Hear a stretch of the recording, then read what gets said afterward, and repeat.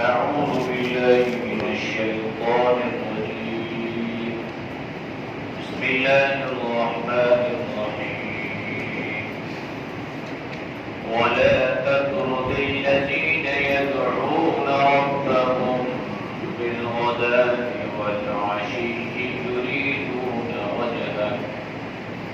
ما عليك من حسابهم من شيء وما من حسابك عليهم من شيء فتطردهم فتكون من الظالمين وكذلك فتنا بعضهم ببعض ليقولوا أهؤلاء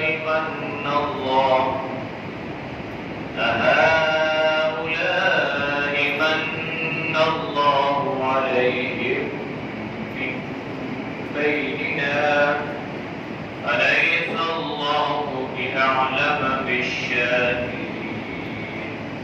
صدق الله العظيم. ترجمہ ولا تطرد الذين اور نہ دھکیلیں ان لوگوں کو یدعون جو پکارتے ہیں ربهم اپنے رب کو بالغداۃ صبح والعشی اور شام یریدون چاہتے ہیں وجہہ اس کی رضا کو ما علیک نہیں ہے تجھ پر من حسابی ان کے حساب میں سے من شیء کچھ وما اور نہیں ہے من حسابی کا تیرے حساب سے علیہ ان پر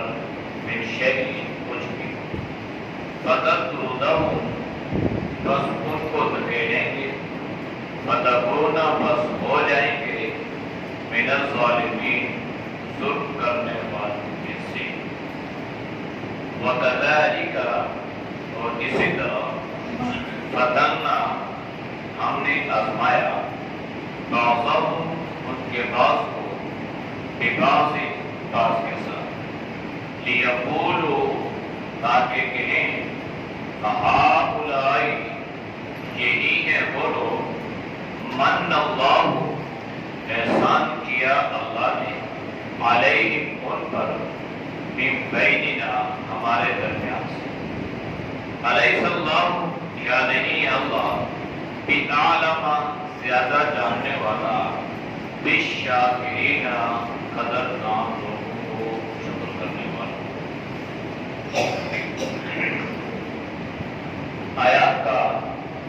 ماقبل آیات کے ساتھ تعلق اور تعلق یہ ہے. ماقبل آیات میں نبی کریم صلی اللہ علیہ وسلم پر لگائے گئے اعتراضات کا جواب تھا. پہلا اعتراض کہ آپ کے پاس اللہ کے خزانے ہیں تو آپ نے فرمایا میرے پاس اللہ کے خزانے نہیں ہیں اور نہ ہی میں اس کا دعویٰ ہوں. آپ علم میں غیب رکھتے ہیں تو آپ نے فرمایا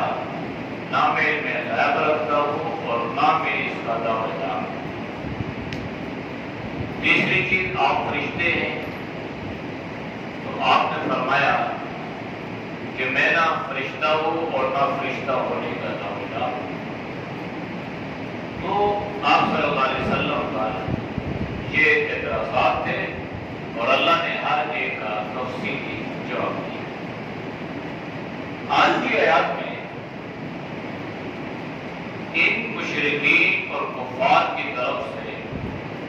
ایک اور اعتراض تھا. وہ اعتراض یہ تھا کہ یہ کفار مکہ سردار مکہ اپنے اپنے قبیلوں کے سردار جو تھے وہ ایک مرتبہ حضرت ابو طالب کے پاس آئے اور آ کے کہنے لگے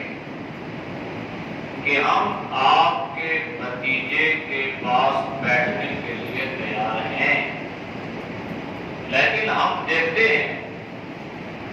کہ آپ کے ارد گرد جو لوگ بیٹھتے ہیں وہ غریب لوگ، وہ غربا ہیں، وہ معاشرے میں کم تر سمجھے جاتے ہیں. تو ہمارا اسٹیٹس اور ہے، ان کا اور ہے. ہم امیر لوگ ہیں، مالدار لوگ ہیں، سردار ہیں، اپنے اپنے کنبے قبیلے کے بڑے لوگ ہیں، وجاہت رکھنے والے لوگ ہیں. تو اگر ہم ان لوگوں میں مل کے بیٹھیں گے تو یہ ہماری عظمت کے خلاف، یہ ہماری بڑائی کے خلاف. اور یہ جو بات کہی جا رہی تھی نا، یہ دین کے خلاف، حضرات صحابہ رضی اللہ عنہم کے خلاف، جن میں حضرت عمار بن یاسر بھی ہیں، جن میں سہیب رومی بھی ہیں، جن میں حضرت عبداللہ بن مسعود اور غرباء صحابہ ہیں. تو ان کے کہنے کا مدعا یہ تھا کہ آپ ان غرباء کو اپنی مجلس سے الگ کر دیں تو ہم آپ کے ساتھ بیٹھنے کے لیے، گفتگو کرنے کے لیے تیار ہیں. اب یہ جو بات تھی نا، یہ بڑی عجیب بات، اور یہ کوئی نئی بات نہیں تھی، یہ انہونی نہیں تھی، بلکہ ہر نبی رسول کے زمانے میں ایسا ہوا. حضرت نوح علیہ السلام کی قوم نے کہا تھا قالوا انؤمن لك واتبعك الارذلون، کہنے لگے ہم تیری بات مان لیں، تیرے اوپر ایمان لانے والے یہ رسید لوگ ہیں، یہ کم تر لوگ ہیں، معاشرے میں ان کی کوئی محبت اور حیثیت نہیں ہے، یہ غریب لوگ ہیں، لہذا ہم آپ کی اتباع کیسے کریں. حضرت ابراہیم کے زمانے کا جو نمرود تھا نا، وہ تو ان سے بھی جان آسان کیا، اس نے تو خدائی دعویٰ بھی کیا، اور وہ حضرت ابراہیم علیہ السلام کو ہر طرح کی مصیبتوں اور امتحانوں میں ڈالتا چلا گیا. حضرت موسیٰ علیہ السلام کے زمانے کا جو فرعون تھا، اس کا ذکر تو اللہ نے قرآن میں تفصیلاً فرمایا. اس نے بھی کہا کہ میں تیری بات مانوں، تمہیں چاہیے کہ تم میرے سامنے سجدہ رہ دو اور میری ربوبیت کا دعویٰ، میری ربوبیت کے قائل ہو جاؤ اور مجھے اپنا رب مانو. تم مجھے یہ کہتے ہو کہ میں اللہ کے سامنے سجدہ دوں. اب یہ وہی لڑی، وہی پرانے زمانے کی باتیں چلی آ رہی تھی، اور ان کفار مکہ نے اسی بات کو اپنے سامنے رکھا اور وہ سمجھنے لگے کہ شاید ہم بڑے لوگ ہیں، ہمارا ایک اسٹیٹس ہے، ہماری ایک شہرت ہے، مقام اور مرتبہ ہے، تو جب ہم آپ کے سامنے یہ بات رکھیں گے آپ ہماری بات میں متاثر ہو جائیں گے، مائل ہو جائیں گے، اور اس طرح ان غرباء کو آپ سے دور ہو جانا پڑے گا. یہ ان کا مقصد تھا. تو جب انہوں نے یہ بات کہی نا، تو ایک روایت میں آتا ہے کہ حضرت عمر رضی اللہ تعالی عنہ نے بھی جناب نبی کریم صلی اللہ علیہ وسلم کو یہ مشورہ دیا کہ اللہ کے نبی، ہم تو آپ کے اپنے ہی ہیں، آپ ہمیں اپنی مجلس میں بٹھائیں تب بھی ہم آپ کے، آپ ہمیں کسی جگہ دھوپ میں کھڑا کر دیں تب بھی ہم آپ کے، آپ ہمیں اپنے سے دور کر دیں ہم تب بھی آپ ہی کے ہیں، ہم تو اپنے ہی ہیں نا. لہذا اگر ہماری وجہ سے یہ لوگ آپ کے پاس آ جائیں اور آپ کی بات سننے کے لیے تیار ہو جائیں تو ٹھیک ہے، ہمیں یہ بات منظور ہے. جب حضرت عمر نے یہ رائے دی تو جناب نبی کریم صلی اللہ علیہ وسلم کے دل میں بھی یہ خیال پیدا ہو گیا کہ ٹھیک ہے، کیونکہ آپ حریص تھے، آپ اس بات کے آرزو مند تھے کہ یہ لوگ کسی طرح دائرہ اسلام کام میں داخل ہو جائیں۔ تو آپ کی یہ خواہش تھی، تو آپ کے دل میں بھی یہ بات پیدا ہوئی کہ یہ جو لوگ کہتے ہیں ٹھیک ہے، ایسا کرنے میں کوئی حرج نہیں ہے کہ اگر ان صحابہ کو وقتی طور پر اپنے سے دور کر دیا جائے، ٹھیک ہے، وہ لوگ تو قریب ہو جائیں۔ اب یہ بات تھی مشرکین نے یا کفار نے ادھر گئی، حضرت عمر نے سنی ہوگی، رائے دی، اللہ کے نبی کے دل میں بھی یہ تمنا پیدا ہو گئی۔ اللہ پاک نے ساری باتوں کو ختم فرمایا، فوراً جبریل امین کو بھیجا اور فرمایا کہ جاؤ جبریل، میرے ان صحابہ کے بارے میں یہ باتیں ہو رہی ہیں اور میں اس بات کو قطعی طور پہ پسند نہیں کرتا کہ نبی کریم صلی اللہ علیہ وسلم کے کسی ایک صحابی کو ان بڑے بڑے سرداروں کی وجہ سے اور مالداروں اور جاگیرداروں کی وجہ سے دور کر دیا۔ یہ ایمان لائے تب بھی، نہ لائے تب بھی، ہمیں کوئی اس کی پرواہ نہیں، لیکن یہ ہو نہیں سکتا کہ یہ صحابی ہو، جناب نبی کریم صلی اللہ علیہ وسلم پر ایمان رکھنے والا ہو، اور اس وجہ سے اس کو آپ بھی اپنی مجلس سے دور کر دیا جائے کہ یہ غریب ہے، امیر نہیں، یہ پردیسی ہے، دیش کرانے والا نہیں ہے، یہ بے وطن ہے، وطن کرانے والا نہیں ہے۔ ایسی بات نہیں ہے۔ اللہ نے فوراً آیت اتاری اور کیا انداز اللہ نے اپنایا، اور میرے خیال میں حضرات صحابہ کی عظمت اس سے بڑھ کے اور کیا ہو سکتی ہے کہ اللہ یہاں خود وکیل صفائی بن گیا، اللہ خود یہاں وکیل بن گیا حضرات صحابہ کا، اور اللہ نے خود یہ مقدمہ لڑا، اور اللہ نے آیت کس انداز سے اتاری، وَلَا تَطْرُدُوا الَّذِينَ، آپ کہتے ہیں دھکیلنے کو، دور کرنے کو، آپ مت دور کریں ان لوگوں کو، آپ مت دھکیلیں ان لوگوں کو۔ کون لوگ؟ یدعون ربہم، جو اپنے رب کو پکارتے ہیں، رب کی عبادت اور بندگی کرتے ہیں، بالغداۃ والعشی، صبح اور شام، یعنی ایسے لوگوں کو آپ اپنے سے دور کر دیں گے۔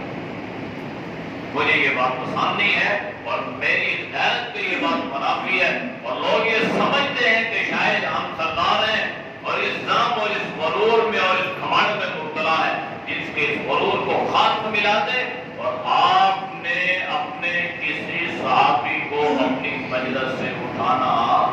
نہیں۔ کیسی عظمت اللہ نے بیان کرائی، اس میں حضرت ابوبکر بھی ہیں، عمر بھی ہیں، عثمان و علی بھی ہیں۔ جب یہ آیت اتری تب تک یہ صحابہ ایمان لا چکے تھے، اور بڑے بڑے جلیل القدر صحابہ جناب نبی کریم صلی اللہ علیہ وسلم کی مجلس میں شریک ہوتے تھے۔ تو ان لوگوں کے ذہن میں یہ بات ہے کہ ہم آزاد ہیں، آپ ہماری عزت کریں گے، اللہ نے ان کو بتلا دیا کہ یہاں عزت اور ذلت کا معیار تمہاری مالداری نہیں ہے، یا عزت اور ذلت کا معیار ایمان اور تقویٰ ہے۔ ان کا یہ غرور اللہ نے خاتمہ میں ملا دیا، اور اللہ نے حضرات صحابہ کی عظمت کا ایسا ڈنکا بجا دیا کہ رہتی دنیا تک کوئی آدمی جتنا مرضی ہے پیٹے پیٹ لے، لیکن وہ حضرات صحابہ کی عظمت کا اگر انکار کرے گا تو قرآن کی اس آیت کا انکار کرنے والا ہوگا۔ جب یہ آیت اتری تو میں نے عرض کیا نا، حضرت ابوبکر، حضرت عمر ایمان لا چکے، یا تو اللہ کی مانو اور حضرت صحابہ کی عظمت کا اعتراف کر لو، اور اگر حضرت صحابہ کی عظمت کا اعتراف نہیں ہے تو پھر دوسرے لفظوں میں قرآن کی آیت پر ایمان نہیں۔ کیسے؟ بلکہ دوسری جگہ تو اللہ نے سورۃ کہف میں اللہ نے فرمایا وَلَا تَعْدُ عَيْنَاكَ عَنْهُمْ، میں آپ کو اس بات کی اجازت بھی نہیں دیتا کہ آپ کی آنکھیں حضرات صحابہ سے پھر جائیں۔ یعنی اٹھانا تو بہت دور کی بات ہے نا کہ آپ کہیں جی چلے، آپ چلے جائیں، آپ بعد میں آ جانا، یہ تو بہت دور کی بات ہے، ان صحابہ کے بارے میں مجھے یہ بات بھی پسند نہیں ہے کہ آپ کی نظریں ان صحابہ سے پھر جائیں اور آپ کی نظر کسی اور طرف چلی جائے، مجھے یہ بات بھی گوارا نہیں۔ اور آج کے زمانے میں اللہ نے صحابہ پہ تنقید کی جاتی اور بڑھ چڑھ کے تنقیدیں کی جاتی ہیں اور عجیب عجیب قسم کے القابات حضرات صحابہ رضوان اللہ علیہم اجمعین کے بارے میں کی ہے۔ صحابہ کا آپس کا اختلاف ان کے آپس کے معاملات تھے، ان میں بھی اللہ نے ایک ترتیب اللہ نے مقرر فرمائی اور ان پہ بھی اللہ نے مراتب، لیکن وہ اللہ نے رکھے، ہمیں یہ حق نہیں کوئی تھا کہ آج آدمی اٹھے اور یہ کہ نہیں فلاں ٹھیک تھے اور فلاں غلط تھے اور فلاں حق پہ تھے اور فلاں نہیں تھے، تو ہمیں اللہ نے یہ اس کا مکلف بنایا ہی نہیں ہے۔ ہم کون ہوتے ہیں کہ اللہ صحابہ کے بارے میں یہ فیصلہ کرتے پھرے جب اللہ خود ان کے بارے میں قرآن کی آیت اتار کے جناب نبی کریم صلی اللہ علیہ وسلم کو منع کر رہا ہے کہ آپ نے یہ کام نہیں کرنا، حالانکہ اللہ کے نبی نے ابھی کیا نہیں تھا، کسی صحابی کو اللہ کے نبی نے اپنی مجلس سے ابھی اٹھایا نہیں تھا، ایک خیال دل میں پیدا ہوا، ایک رائے دی گئی، جب قرآن کی آیت اتری نا اور اللہ نے منع کر دیا نہیں ایسا نہیں کرنا، یہ اپنے رب کی عبادت کرتے ہیں اور صبح و شام سے مراد یہ ہے کہ یہ ہر وقت اللہ کی عبادت میں مصروف رہتے ہیں۔ جب یہ آیت اتر گئی تو حضرت عمر رضی اللہ تعالی عنہ دربار نبوی میں حاضر ہوئے اور آ کے معذرت کرنے لگے کہ اللہ کے نبی میری رائے غلط ہو گئی، میں اس میں شرمندہ ہوں اور آپ سب کی اور اللہ سب کی معافی چاہتا ہوں۔ حالانکہ اس رائے میں حضرت عمر بھی شامل تھے، وہ اپنے بارے میں یہ کہہ رہے تھے ٹھیک ہے ہمیں آپ تھوڑا آگاہ دیں، ہم آپ کے اپنے ہیں، شیعہ آ جائیں تو آپ ان کو دعوت۔ لیکن اللہ نے اس بات کو بھی پسند کر، اگر ہم سوچیں اپنی جگہ، ہم اس نظریے پہ پہنچتے ہیں کہ ٹھیک تھی یہ بات، لیکن حضرات صحابہ کا مقام اور مرتبہ اللہ کے نزدیک اتنا زیادہ ہے کہ اللہ کو یہ بات بھی پسند ہے، اللہ کو ناراض ہو یریدون وجہہ، یہ صحابہ کیا چاہتے ہیں؟ یہ اللہ کی رضا اور اللہ کی خوشنودی چاہتے ہیں، اللہ کی رضا، وجہ اللہ کی رضا، اور اس سے مراد یہ بھی ہے کہ اپنے اللہ سے ملاقات چاہتے ہیں اور آپ پر ایمان لانے کا مقصد اللہ کا دیدار کرنا ہے، وجہ اللہ کا چہرہ، اللہ کا دیدار، لیکن عمومی وجہ سے مراد جو ہے یہ اللہ کا چہرہ مراد نہیں ہوتا، یہ اللہ کی رضا اور اللہ کی خوشنودی مراد ہوتی ہے کہ یہ حضرات صحابہ جو ہے نا یہ اللہ کی رضا اور اللہ کی خوشنودی کے لیے یہ اللہ کی عبادت اور بندگی کرتے ہیں، لہذا آپ کو اس بات کی قطعی طور پر اجازت نہیں ہے کہ آپ اپنی مجلس سے اپنے آپ سے ان صحابہ کو دور کر دیں۔ ما علیک من حسابہ من شیء وما من حسابک علیہ من شیء، ابھی یہ بات رہ گئی، قرآن نے بھی واضح کیا ہے لا تزر وازرۃ وزر اخری، کہ کل قیامت کے دن کوئی آدمی کسی دوسرے کا بوجھ نہیں اٹھائے،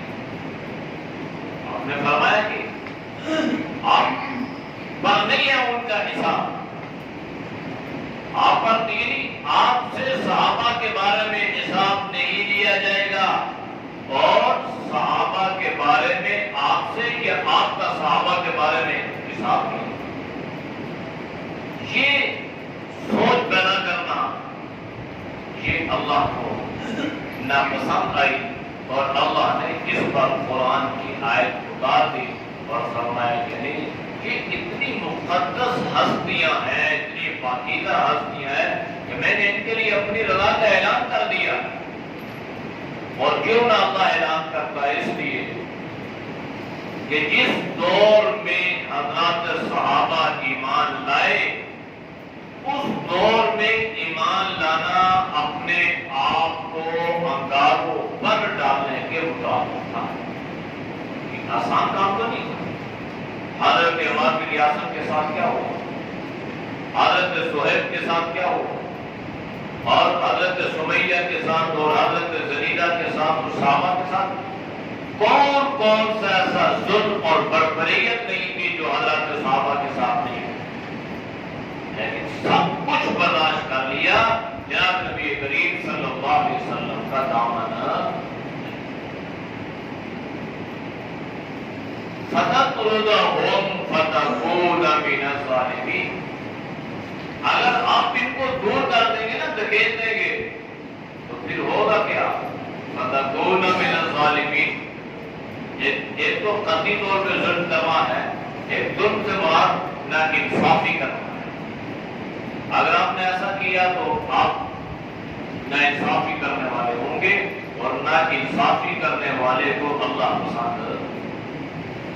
اب کیا نا انصافی؟ یہ عدل نہیں تھا، یہ جو آپ پر ایمان لائے اور جنہوں نے آپ کے لیے سب کچھ چھوڑ دیا، اور جنہوں نے آپ کے لیے اپنی چمڑیاں تک ادھیڑ ڈالی، ان کی آنکھیں نکلوا دی گئی اور ان کے بچے چھینے گئے اور ان کو اگاروں پہ چلنے پر مجبور کیا گیا اور ان کے گلے پہ رسیاں ڈالی گئی، کون سا ایسا ظلم جو حضرات صحابہ نے برداشت نہ کیا؟ تو اگر آپ ان رؤساء کی وجہ سے، سرداروں کی وجہ سے ان کو دور کر دیں گے تو یہ بہت بڑا ظلم اور ناانصافی ہے۔ یہ انصاف نہیں کہ جو پہلے ایمان لایا، جس نے قربانی کی، اس کو دور کر دیں، اور ان کے ذہن میں یہ بات تھا کہ ہم بڑے امیر لوگ ہیں تو ہماری امانت ہے۔ اللہ اس چیز کا محتاج نہیں ہے کہ کوئی امیر ہوگا تو اللہ اس کو اس وجہ سے عزت دے گا کہ مالدار ہے۔ اللہ کے یہاں یہ معیار نہیں ہے۔ ان اکرمکم عند اللہ اتقاکم۔ اگر ان میں یہ صلاحیتیں ہوتی تو اللہ ان کو قبول کرتا، ان میں صلاحیت نہیں تھی، اللہ نے ان کو قبول ہی نہیں کی۔ مخالفتوں پہ مخالفت کرتے چلے گئے، اللہ نے پھر کو اپنے ہاتھ میں چھوڑ دیا، جاؤ وہاں تک میرے نبی کی مخالفت۔ اور حضرت عمر رضی اللہ تعالیٰ عنہ بھی مخالفین میں سے تھے، لیکن اللہ نے چونکہ آپ کو صلاحیت عطا فرمائی تھی، اس وجہ سے اللہ نے آپ کو اسلام کی دولت عطا کر دی، اور حضرت عمر اسلام کی ترقی کا ذریعہ بن گئے۔ اور کیوں بنے؟ اس لیے اللہ کے نبی صلی اللہ علیہ وسلم نے دعا فرمائی۔ وَكَذَلِكَ، اور اسی طرح فَتَنَّا بَعْضَهُمْ بِبَعْضٍ، کہ ہم نے آزمایا ان کے بعض کو بعض کے ساتھ، کیوں؟ لِيَقُولُوا أَهَٰؤُلَاءِ، تاکہ یہی کفار اور یہی مشرکین اور یہی سردار ان صحابہ کے بارے میں یہ بات کہیں گے، یہی ہیں وہ لوگ من اللہ علیہم من بیننا، کہ اللہ نے ہمارے ہوتے ہوئے ان پر اپنا احسان کر دیا۔ تو اللہ کا احسان تھا نا۔ اور اگر کسی آدمی کو اللہ ایمان کی دولت عطا کر دے، اس کو ہدایت عطا کر دے، اور اس کو اللہ قبول کر لے، تو اس پر اللہ کا یہ بہت بڑا احسان ہوگا۔ اور ہم یہ سمجھتے ہیں کہ ہم اللہ پہ کوئی احسان کریں، ہم اللہ پہ احسان نہیں کر سکتے۔ اگر اللہ نے ہمیں کوئی صلاحیت عطا کی، یا اللہ ہم سے کوئی کام لے رہا ہے، یا اللہ ہم سے کوئی کام لے، تو وہ اللہ کا ہمارے اوپر احسان ہوگا، اللہ کی مہربانی اور اللہ کا فضل ہوگا۔ تو اب اللہ نے فرمایا کہ یہ جو لوگ ہیں نا، یہ سارے یہ قیامت تک اسی آزمائش میں مبتلا، اللہ نے ان کو اسی طرح چھوڑ دیا، پیٹو تو پیٹتے رہتا، اور یہ کہیں گے کہ ہمارے ہوتے ہوئے اللہ نے ان پہ احسان کر دیا، یا ہمارے درمیان اللہ نے ان پہ احسان کر دیا۔ تو اللہ نے کیا جواب دیا؟ الیس اللہ بعالم بالشاکرین، اللہ نے جواب یہ دیا، کیا اللہ قدر دانوں کو جانتا نہیں ہے؟ یعنی یہ صحابہ قدردان تھے نا جناب نبی کریم صلی اللہ علیہ وسلم کے، تو یہ قدردان بن گئے تو اللہ اللہ ان کی قدر کرنے لگا۔ کیسی اللہ نے قدر فرمائی حضرات صحابہ کی کہ جو اللہ کی قدر کرتا ہے اللہ اس کی اس انداز سے قدر کرتا ہے۔ کس قدر اللہ نے ان کی عظمت اور ان کی صداقت اور ان کی عدالت اور ان کی شفاعت اور ان کی شجاعت کو اللہ نے قرآن میں بیان کی۔ یہ حضرات صحابہ کی ایک انفرادی حیثیت اور مقام اور مرتبے کے اعتبار سے اللہ نے اس میں خصوصی طور پر تمام صحابہ کی فضیلت کو بیان کیا اور امت کو یہ درس دیا کہ ان مقدس اور عظیم ہستیوں کے بارے میں لب کشائی کرنے سے پہلے بار بار سوچ لیا کرو کہ کہیں ایسا نہ ہو کہ ہم بات کرتے کرتے بحث و مباحثہ کرتے کرتے کسی صحابی کے بارے میں خدا نہ خواستہ کوئی تنقید بیٹھا تنقید کی تو بس کی۔ اس لیے کہ جب صحابہ پہ تنقید ہوتی تھی تو اللہ جواب دیتا، اللہ کے نبی نے جواب نہیں دیے، براہ راست اللہ خود وکیل بن کے حضرات صحابہ پر تنقید کا جواب قرآن میں دیتا ہے۔ اور آج اگر کوئی مسلمان اٹھے اور وہ تاریخ لکھنا شروع کر دے یا وہ اپنے آپ کو بڑا سمجھنا شروع کر دے یا ٹی وی پہ بیٹھ کے وہ اپنی رائے دینا شروع کر دے اور یہ کہ جناب میں تو یہ کہتا ہوں تیری میری کیا حیثیت ہے جب اللہ خود قرآن میں حضرات صحابہ کے بیان اور ان کی فضیلت اور ان کی عظمت کو بیان کر رہا ہے۔ اللہ ہمیں اس کی قدر نصیب فرمائے۔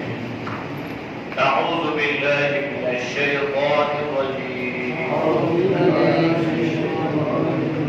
بسم اللہ الرحمن الرحیم، ولا تطرد الذین يدعون ربهم بالغداة والعشي يريدون وجهه ما عليك من حسابهم من شيء وما من حسابك عليهم من شيء فتطردهم فتكون من الظالمين وكذلك فتنا بعضهم ببعض ليقولوا أهؤلاء من الله عليهم من بيننا أليس الله بأعلم بالشاكرين۔ الحمد لله رب العالمين،